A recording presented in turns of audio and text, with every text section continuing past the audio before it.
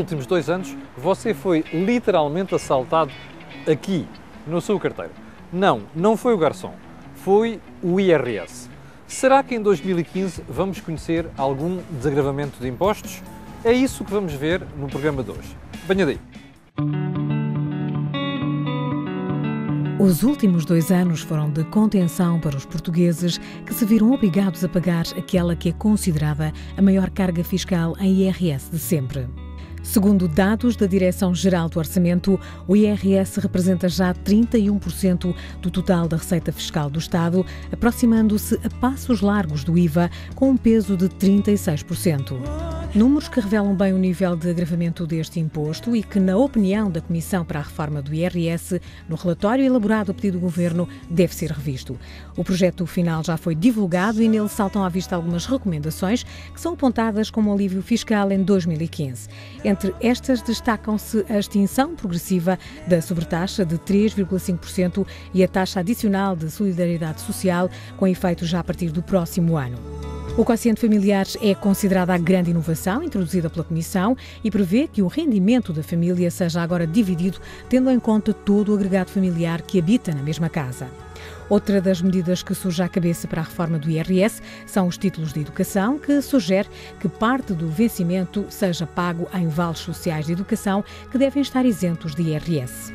São medidas que têm sido divulgadas e amplamente comentadas na comunicação social nos últimos dias e sobre os quais o Governo deverá em breve decidir.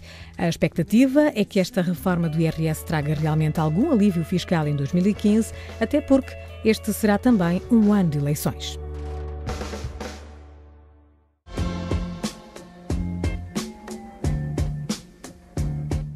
Lembra-se do enorme aumento de impostos do ministro Vítor Gaspar? Ele existiu mesmo, e você já o deve ter sentido, na declaração de IRS de 2013 e vai senti-lo ainda na de 2014. Ora, a poucos dias da apresentação do Orçamento de Estado, vamos ver o que é que poderá acontecer em 2015. Os meus convidados de hoje são Vasco Valdés, advogado e ex-secretário de Estado dos Assuntos Fiscais, e ainda Ana Duarte, da PricewaterhouseCoopers. Muito obrigado por virem à Cor do Dinheiro. Ana Duarte, comece por si. O que é que podemos esperar em 2015? Bem, em 2015, e tendo em consideração que será ano de eleições, o mais provável é que não se possa esperar um aumento de impostos. Mas, por outro lado, também ninguém poderá esperar uma grande redução do IRS. Mas essa redução a ocorrer poderá ser onde? Na sobretaxa, nos escalões ou então nas deduções? O mais provável é que venha a ocorrer na sobretaxa, mas também há uma outra via de fazermos redução do IRS, que é por via da redução da base de incidência do IRS, introduzindo algumas normas de isenção. Estão previstas isenções sobre alguns itens remuneratórios, como seja tickets de infância, passos sociais, e portanto isto acaba por ser também uma redução a nível do IRS. Vasco Valdés, a tentação para ir à sobretaxa vai ser maior do que mexer nos escalões ou nas deduções, que é mais perceptível por parte dos eleitores. Não, bom dia. Sim, não só isso, não só é mais perceptível por parte dos eleitores e, portanto, dos contribuintes, como também é mais lógico, devemos convir, porque o nosso sistema fiscal neste momento vive muito de sobretaxas, por força do PAEF, do Plano de Ajustamento, e não só. Significa que hoje praticamente todos os impostos têm tributações autónomas, tributações excepcionais, tributações que não fazem parte, digamos, do core de cada tributo. E, consequentemente, eu acho que o que faz sentido é começar por abolir tudo aquilo que não seja, digamos, essencial ao próprio imposto. Então, mas como é que se concilia isso com o déficit orçamental? É como nós não estamos a mexer na despesa, reduzir o IRS vai provocar um aumento do déficit e, consequentemente, da dívida pública. Com certeza. E é por isso que eu também estou convencido de que a diminuição da tributação do IRS ou não vai ser, em termos globais, uma verdadeira diminuição porque vai ser compensada com outro aumento de outros tributos. Está a falar da fiscalidade verde. Da fiscalidade verde. Ou, eventualmente, portanto, significa que ela, em si mesma, considerada, acaba por beneficiar alguns contribuintes em detrimento de outros. Aliás, pode isso acontecer. Isto é, significa que aqueles que poderão ser beneficiários líquidos desta reforma podem ser as pessoas que têm filhos, ou, enfim, por causa da alteração do quociente conjugal, e que se alarga agora para um quociente familiar, e portanto significa que os filhos e também os pais podem ser eventualmente considerados para efeitos dessa divisão, em detrimento daqueles que os não têm já, ou não têm filhos, ou por isso simplesmente já deixaram de os ter para efeitos fiscais. Deixa-me regressar aqui, Ana. Ana, eu estava aqui a olhar para o gráfico do IRS. Isto é uma coisa espantosa, quer dizer, de praticamente 9 mil milhões de euros em 2009, saltamos para quase 13 mil milhões em 2013. Isto é o efeito da redução dos escalões e também do aumento das taxas de IRS. Sim, da introdução da taxa de solidariedade e da introdução da sobretaxa e, portanto, tem sido sucessivamente... Pegando naquela questão que o Vasco Valdés falava há bocadinho, que isto é a consequência do programa de ajustamento, a verdade é que nós não ajustamos despesa, só que continuamos continuamente, passa a redundância, a aumentar os impostos. Exatamente, nós não temos estado a reduzir despesa e esta é uma questão que afeta diretamente o IRS, porque nós estamos a coletar mais, ou estamos a prever mais receita por via da reforma da fiscalidade verde e, em princípio, serão esses 182 milhões que serão utilizados para reduzir o IRS. Ou seja, nós vamos utilizar a receita de impostos verdes para compensar a baixa do IRS em geral. Sim, eu não estou a ver grandes outras alternativas se não quisermos mexer nas contas públicas. E isto é muito limitativo em termos das opções que o Governo vai ter para diminuir o IRS. Vamos fazer contas. Para quem está do outro lado e que ganha 1.000 euros, se a sobretaxa baixar um ponto percentual, Ana, qual é o impacto no seu rendimento? Bem, a pessoa vai pagar menos 3 euros por mês. E isto menos 3 euros? Menos 3 euros, já tendo em conta que houve um incremento do salário mínimo de 485 euros para 505. Portanto, o efeito é muito pequeno. O efeito é mínimo, portanto, estes 3 euros não vão, de forma alguma, dar mais liquidez, não vai aumentar o consumo interno, não é por isso que as pessoas Vasco vão consumir Valdés, mais. isto significa, mostra a grande disparidade de rendimentos dentro da sociedade portuguesa. Sim, sem dúvida. Aliás, as estatísticas do IRS demonstram exatamente isso.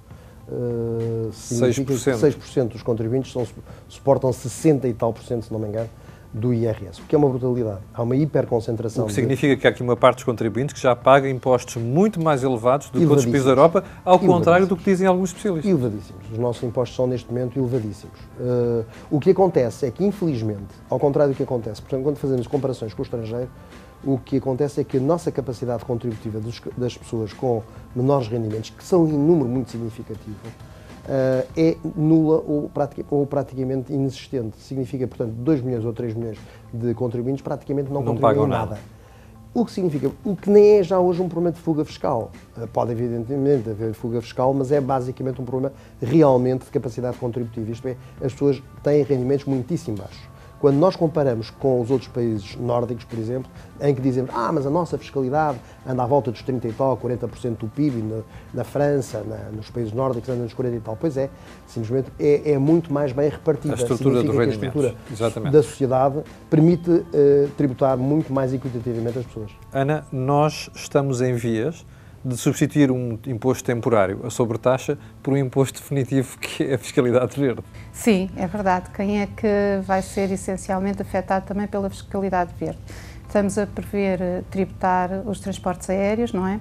Quem é que viaja, os sacos de plástico, os combustíveis. Sim, mas normalmente são as classes que têm os rendimentos um pouco mais elevados que viajam e que usam mais o automóvel e, portanto, vão continuar a ser esses também que vão se financiar o pagamento. Se aquela proposta da Comissão de Reforma Fiscal for para a frente, que é pegar na dedução fiscal da saúde, da habitação e da formação profissional e juntarmos numa única, com um máximo de 331 euros, isto não é uma pancada violenta na classe média?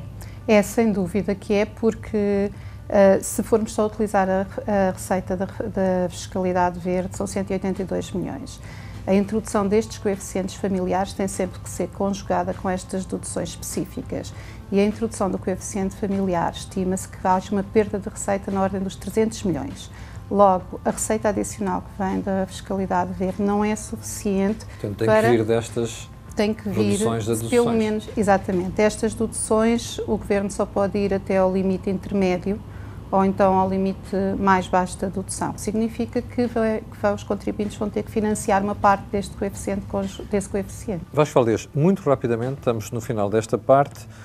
esta tentativa de simplificação do IRS não tira personalização do imposto? Tira com certeza.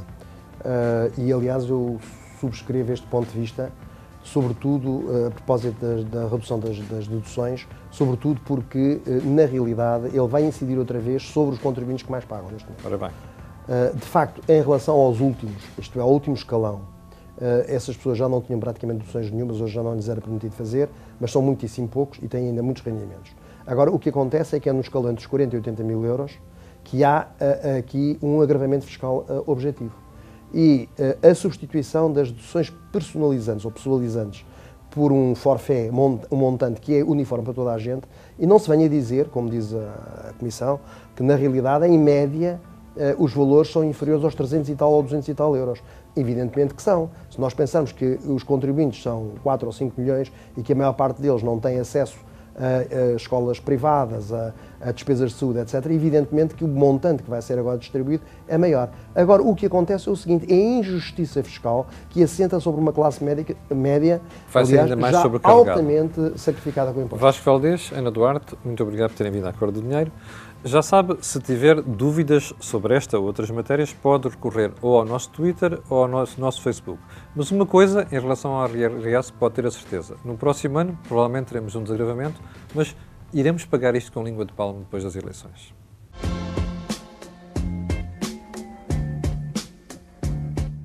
E chegámos à altura onde vamos falar das suas dúvidas. E, como sempre, está aqui o António Godinho, anterior da ONBIS. António, olá, vamos começar por onde estás? Tudo bem? Começamos por onde desta semana? Temos 3 assuntos fundamentais. Olha, há um que eu gostava de sugerir. Sim, é verdade. Mas, olha, o financiamento da economia. Nós começamos já a ver muitas empresas a queixarem-se da quebra de financiamento, nomeadamente por causa do sarilho que houve com o Banco Espírito Santo. Era isso que eu ia dizer. É o terceiro ponto e está relacionado intimamente com o PES, que veio piorar esta crise no grupo e no Banco Espírito Santo, sobretudo, veio piorar as condições de acesso e a dificuldade de acesso das pequenas e médias empresas ao financiamento bancário. Por isso, torna-se cada vez mais importante encontrar novas formas de financiamento, formas alternativas de financiamento que não passem apenas por o financiamento bancário, passem por capital privado, desde os business angels até às capitais de risco, até investidores estratégicos, fundos. Há muito capital disponível, isto parece ficção científica. Estás a esquecer de entrar na Bolsa também? Sim, apesar de também ter afetado negativamente a confiança no mercado de capitais, toda esta situação que se viveu no verão quente de 2014. De qualquer forma, existe capital fora do circuito bancário, suficiente, até diria em excesso, para as empresas, para as boas empresas portuguesas e os bons projetos. António, isto significa que os empresários, os acionistas, têm que estar dispostos a abdicar de uma parte do capital para deixar entrar outros investidores. Eu diria que é a única diferença do modelo e é num sentido positivo. O abdicar, por um lado, do capital pode ser uma ameaça, algo potencialmente negativo, mas se dissermos que ao mesmo tempo correm os riscos juntamente com o empresário ou com os sócios, ou seja, se as coisas correrem mal, também perdem. Estão todos no mesmo barco. Enquanto um banco nem sempre é assim, que pede todas as garantias e mais algumas, como sabemos. Muito bem. António, voltando ainda à questão da confiança e dos investidores, esta semana a CMVM tomou uma posição em relação ao Banco Espírito Santo que pode dar gás às pretensões dos pequenos acionistas. Vai dar certamente gás, porque a CMVM, de uma forma muito clara e direta, está a tentar proteger aliás, a cumprir a sua função de proteger os investidores, nomeadamente os pequenos e médios investidores, porque vai ter que ativar em primeiro lugar o sistema de indemnização aos investidores, que são 25 mil euros. 25 mil euros. E eu acho que, e aí penso que discordamos, Camilo, claramente, eu acho que é justo esta pretensão, sobretudo aqueles pequenos investidores que nas últimas 48 horas investiram e foram levados a investir com base na boa-fé, num aumento de capital que depois, passado 48 horas, deixou de existir. Tu queres ligar isso àquela questão da falta de confiança que estavas a dizer há bocadinho? Claramente, eu penso que não se trata apenas de atrair capital estrangeiro, como temos atraído em Portugal, nomeadamente para as grandes empresas portuguesas, felizmente ou infelizmente, tirando até alguns centros de decisão em termos de capital de Portugal, mas a sustentação não se faz apenas com a angariação de capital, faz também com a angariação interna de capital. E, tradicionalmente, Portugal é um país onde a poupança se vai buscar aos pequenos e médios investidores, ao pequeno aforrador. E mais uma vez, estamos a atrair claramente essa confiança nos últimos anos. E este é um último é uma última traição que pode nos sair bastante caro no futuro. António, por falar em traições e falta de confiança, queres falar um bocado do que está a acontecer com o PT?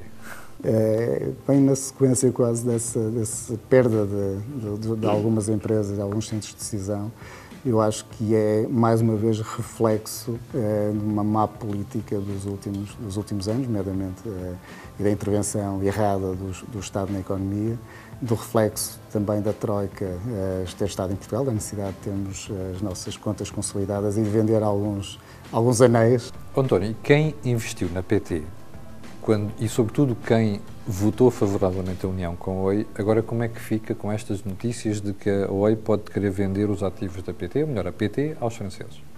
Acho que fica mal, porque um contrato acionista é um contrato de médio e longo prazo. Aquilo que dissemos anteriormente para os pequenos investidores do BES, de certa forma aplica-se aqui. Quando se compra ações, compra-se não apenas numa perspectiva de curto prazo, mas numa perspectiva de médio e longo prazo associada a um projeto. E esse projeto, claramente, independentemente das razões que assistem aos brasileiros, aos acionistas brasileiros, creio que se está a atrair a confiança de um projeto inicial e os acionistas portugueses vão certamente perder algo com isto e sair defraudados. O que estás a dizer é que isto também pode contribuir para um acentuar de perda de confiança no mercado de capitais? Sem dúvida nenhuma. Acho que desde julho, desde o início de agosto, até agora só temos dado sinais de que, de facto, não somos um país que gera confiança aos investidores. António, voltamos a conversar na próxima semana. Obrigado. Quanto a si, já sabe, se tiver dúvidas, questões, ou mesmo se discordar de alguma coisa, recorra ao nosso Facebook ou ao Twitter, coloque lá as suas matérias que lhe aprouver, que nós comentaremos quando for caso disso.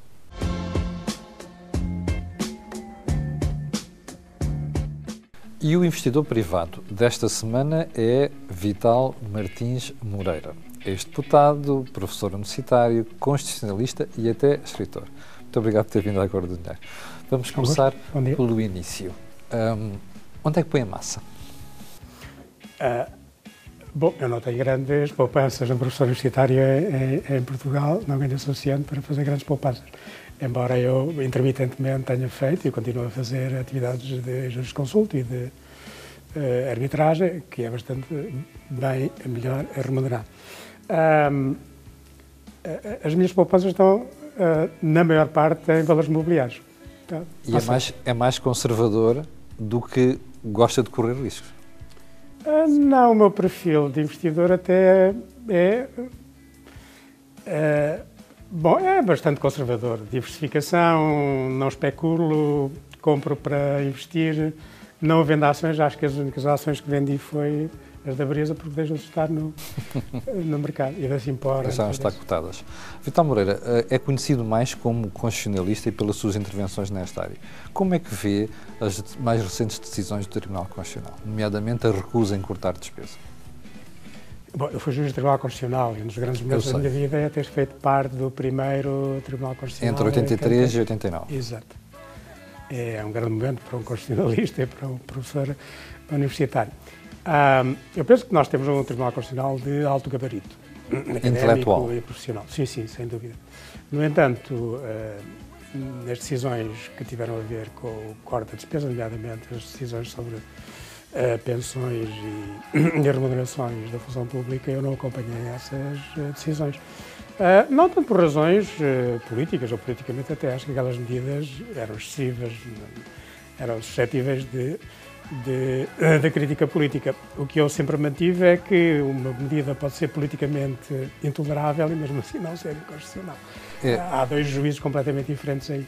Aquilo não tem nada a ver com esquerda e com direita, tem a ver com entendimentos da Constituição. Para ver o voto dessas decisões, desde juízes os juízes identificados com o CDS até os juízes identificados mais à esquerda votaram, enquanto os votos contra, quando os houve, também foram diversificados. Portanto, não tem a ver com esquerda e direita. Tal como a questão do déficit, isso não tem a ver com esquerda e direita. Da disciplina orçamental, eu sou de esquerda e sou ortodoxo em matéria orçamental. Sou a favor do equilíbrio orçamental. O que é que fez mudar? O Vital Moreira, na sua gênese política, começa no Partido Comunista, depois desloca-se mais para o centro, é juiz do Tribunal Constitucional e até é uma pessoa que defende o equilíbrio orçamental. Há muito tempo. O que é que fez mudar? O que é que o convenceu que é importante termos equilíbrio orçamental? O que me convenceu foi, digamos,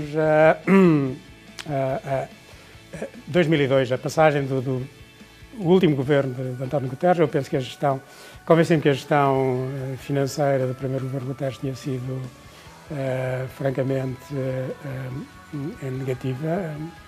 Cujo ministro das Finanças foi Sousa Franco. Pois, não considero que Sousa Franco tenha sido um grande ministro das Finanças, ao contrário daquilo que é mais corrente em Portugal, que penso que deixou de disparar a despesa pública. E quando a economia entrou em dificuldades, violámos logo o pacto. Vamos pôr aqui alguns números para os portugueses perceberem. Entre 95 e 2005 a despesa em educação aumenta 100%. E não há... Os ganhos de educação... E não há acréscimo nenhum em matéria de ganhos. Como é que explica esta nossa predisposição para gastar sem preocupar com a eficiência do gasto público? Bom, não sei. A ideia de que a dívida pública é relativamente indiferente, que alguém há de pagar no futuro, em segundo lugar, não nos termos convencido que entrar na moeda única e entrar na União Europeia implicava uma disciplina orçamental. Eu penso que, para mim, ter feito parte da Acordep, foi criado pelo ministro Pina Moura em 2001, 2002, já não estou... O relatório era verdadeiramente fantástico, a denunciar os problemas. Para mim. Não só porque me dei conta exatamente do que se tinha feito errado nos 5 ou 6 anos anteriores, como do impacto que pode ter confiar, digamos, que a economia vai continuar a produzir receitas fiscais e quando ela deixa de o fazer, por simplesmente, é o afundamento. E esse relatório mostrou claramente quais eram as constrições orçamentais do país e se essas medidas tivessem sido adotadas, eu penso que os 15 anos passados do país poderiam ter sido assaz diferentes. Vital Moreira, como é que se entende, então, que os juízes do Tribunal Constitucional não percebam a urgência de nós termos finanças públicas equilibradas? Bom, o problema para se ler bem os acordos do Tribunal Constitucional é de que o Tribunal Constitucional não tem que se cuidar disso, isso é uma questão política. O Governo propõe certas medidas que, no entender do Tribunal, são inconstitucionais, que arranja outras para obter. Portanto, o Tribunal não diz que é contra o equilíbrio orçamental ou contra a corte da despesa. O que diz é que aquela corte da despesa não, o Governo quer encontre outra medida, ou de cortar a despesa, ou aumentar os impostos, como acontece nos últimos acordos, em que o Tribunal explicitamente diz, bom, em vez de cortar a despesa, o Governo podia aumentar impostos. Eu não sou especialista em constitucionalismo, mas quando leio aqueles acórdãos, vejo lá coisas que me fazem ficar de cabelos em pé, e já são poucos. Que é, por exemplo, aquela invocação do princípio da confiança, que não está na Constituição. O que me faz perguntar uma outra coisa, que é, se nós mudássemos a Constituição, não mudava nada, porque eles iam dizer exatamente a mesma coisa. Sim, eu tenho dito isso várias vezes, que aos que acham que se deve rever a Constituição para solucionar estas questões é uma ilusão. É uma tese sua, porque aquelas decisões não se baseiam em nenhuma norma constitucional em concreto, baseiam-se em princípios. E esses princípios estão em todas as Constituições e, portanto, não vão sair da Constituição. E mesmo esse que evocou nem sequer está na Constituição. É um princípio implícito que decorre do princípio do Estado de Direito, é uma construção doutrinária e jurisprudencial. O princípio está correto. Agora, o problema é a sua aplicação. Há que distinguir entre normas e princípios. As normas criam direitos, obrigações, faculdades. Os princípios são diretrizes de orientação legislativa, portanto não são normas do Código de Disciplina Militar. Deixa-me perguntar se entendi bem. Os princípios são para serem entendidos conforme o momento histórico em que estão a ser lidos. Os princípios são, por definição, flexíveis, não criam direitos nem obrigações e têm de ser entendidos não só em relação com outros princípios, por exemplo, o princípio de confiança com o princípio do equilíbrio orçamental, que vale em Portugal por efeito do direito da União Europeia. Portanto, são necessariamente, têm de ser articulados, balanceados. E como professor de Direito Constitucional, não o preocupa ver esta leitura que o Tribunal Constitucional faz? Bom, eu tive a oportunidade de dizer porque é que não acompanhava essas decisões do Tribunal Constitucional. Há uma discussão pública, eu penso que essas decisões tiveram um efeito positivo, que existe nos Estados Unidos, como sabe, uma grande abertura à publicidade crítica das decisões do Supremo Tribunal. Aqui até agora não a tínhamos, começámos a tê-la. Começava um livro de académicos bastante crítico das decisões do Tribunal Constitucional. Mas olha, agora há um livro que responde a esse e eu penso que isso é positivo. Criou-se Mas há quem não goste nada disto. Ainda há dias o Presidente da Associação Sindical dos Juízes dizia que não se devia criticar as decisões do Tribunal Constitucional. Não vejo nenhum fundamento para isso é errado. As decisões do Tribunal Constitucional, como qualquer tribunal, são para cumprir, ponto. Concordemos ou não com elas. Exatamente. E, portanto, e o Governo mesmo, com algumas declarações pouco pouco apropriadas, teve de cumprir, é óbvio, isso não pôs em causa. Agora, não serem discutíveis, por favor, estamos numa cidade livre. Vital Moreira, as decisões tribunais não são discutíveis. Bom, sabendo que nós estamos no euro e temos mesmo que ter finanças públicas equilibradas, o que me está a dizer, face à posição do Constitucional e à mudança da Constituição, é que nós estamos num beco muito complicado. Porque temos mesmo de pôr as finanças públicas em ordem. Pois, sobre esse ponto, não tenho dúvidas. Eu penso que temos obrigações perante a União Europeia, perante o Tratado. E como é que vamos fazer isto? Aumentando os impostos indefinidamente? O Tratado Orçamental. O que o Tribunal diz, pois, esse é um problema, mas esse é um problema do Governo e da maioria. Encontre outros meios de cortar a despesa que não sejam estes, encontre outras receitas. Portanto, o Tribunal, o que defende as nossas decisões em si mesmo, não põe em causa o equilíbrio. O Governo encontra outras alternativas que não esta. E o Tribunal não devia ler a Constituição de acordo com os tratados que nós assinamos com a União Europeia, nomeadamente o Tratado Orçamental? Não, o princípio do equilíbrio orçamental é um princípio constitucional.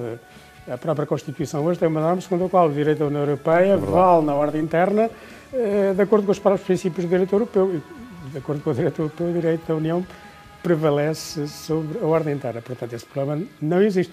Mas aí estamos a ir ao encontro da questão que há bocado tinha suscitado. A necessidade de articular princípios, isto é, equilibrá-los, estabelecer um equilíbrio entre eles, de modo que um não seja sacrificado para que o outro prevaleça a 100%. E esse, penso que é o grande problema dessas decisões do Tribunal Constitucional que citou. Vital Moreira, muito obrigado por ter vindo à Cor do Dinheiro. Obrigado. Quanto a nós, já sabe, se tiver dúvidas, sugestões ou críticas para fazer, pode recorrer ao nosso Facebook ou ao Twitter. E quanto à Cor do Dinheiro, já sabe, é sempre aqui na RTP Informação. Conto consigo para a semana.